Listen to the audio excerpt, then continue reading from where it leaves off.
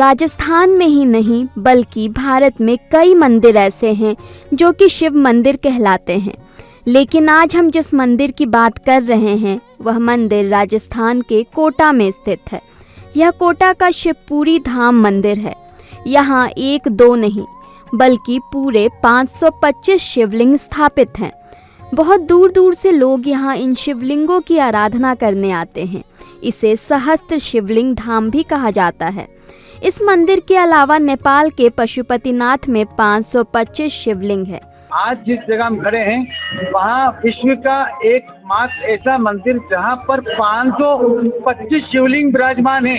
525 शिवलिंग का अर्थ अगर हम आपको समझा दें तो 5 और 2 7, 7 और 5 12 घंटे 12 शिवलिंग, जो कि 12 का अर्थ 12 ज्योतिर्लिंगों से जुड़ा हुआ है। सबसे महत्वपूर्ण बात जो हम आपको बताएं, मेरे पीछे जो आप ये शिला देख रहे हैं, शिवलिंग जिसमें विराजमान है, बीचों बीच ओम की जो आकृति बनी हुई है, इस शिला का जो वजन है वो 14 टन का है, जिसमें 1000 शिवलिंग अलग से लगे हुए हैं, छोटे छोटे। इस मंदिर में 525 शिवलिंग के बीच एक भव्य शिवलिंग है जिसकी ऊंचाई 11 फीट और वजन 14 टन है। बताया जाता है कि इन शिवलिंग को अलग अलग तीर्थ स्थलों से पूरे विधि विधान के साथ लाया गया है। ये मंदिर जो है संतों की तपोवन है। यहाँ संतों ने तप किया और तप कर रहे हैं और भक्त लोग जो है यहाँ सेवा कर रहे हैं। तो 525 शिवलिंग भारत में क्या पूरे वर्ल्ड में एक ही मात्र स्थान है, कोटा महानगर के अंदर। और ये आपका गांव है जिस भूमि में चंदन पैदा होता है, जहाँ पानी जल की अपार, यहाँ जो है जल भी है।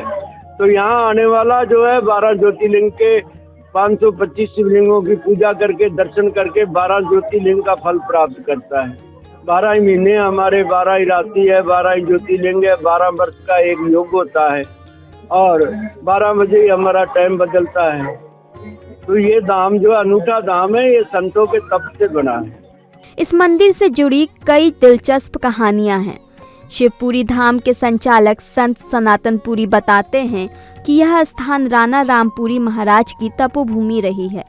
उन्होंने बताया कि उनके गुरु नागा बाबा राणा रामपुरी महाराज नेपाल काठमांडू स्थित पशुपतिनाथ गए थे। 1986 में उन्होंने वहां महायज्ञ करवाया था। इसके बाद उन्हें भगवान शिव ने दर्शन दिए और कहा कि मेरा मुख पशुपतिनाथ में और पीठ केदारनाथ में है। भारत में भी 525 शिवलिंग होने चाहिए। जिसके बाद संत राणा रामपुरी महाराज ने इस स्वप्न को संकल्प बना लिया। कोटा आने के बाद उन्होंने अपनी तपोभूमि शिवपुरी धाम पर ज्योतिर्लिंग की स्थापना करवाई। ही चुना गया, इसके पीछे क्या कारण है, कुछ बताएंगे आप? मेरे गुरुदेव जो है 1985 में नेपाल गए थे, तो उन्होंने बड़ी सुंदर जो है कमल के फूलों की माला बनवाई, गुलाब की माला, बढ़िया मिठाई, दूध की, मेवा मिष्ठान की, सुगंधी पुष्टि वर्धन। तो सुबह 4 बजे वो मंदिर में प्रवेश किया तो वहाँ सब जगह मंदिरों में एक मूर्ति रहती है। एक मूर्ति में अब इतनी जनता वहाँ दर्शन करने आएगी तो तब तो पूजा नहीं कर सकते, तो फिर वहाँ अंदर जा नहीं सकते। तो महाराज की ना तो माला का किसी ने कोई शुद्ध ली, ना प्रसाद की ली, ना सुगंधी पुष्टि वर्धन। तो पीछे नेपाल में चबूतरों के ऊपर छोटे छोटे शिवलिंग लगे हुए थे, तो भक्त लोग यहाँ से जाके उन शिवलिंगों की पूजा करते थे।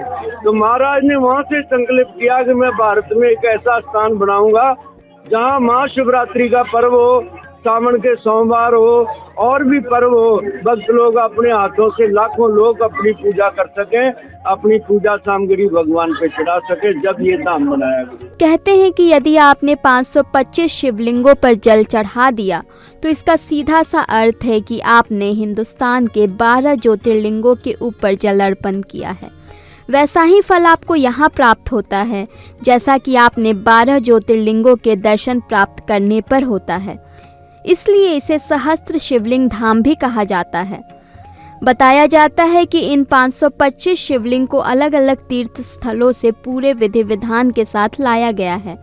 कहते हैं जो यहाँ पे इस भव्य शिवलिंग का अभिषेक करता है उसकी हर मनोकामना पूरी होती है।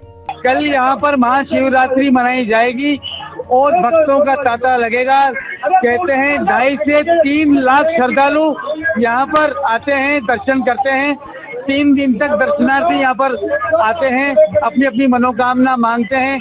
भक्तों की मनोकामना यहाँ पूर्ण होती है। कोटा से कामिंदु जोशी।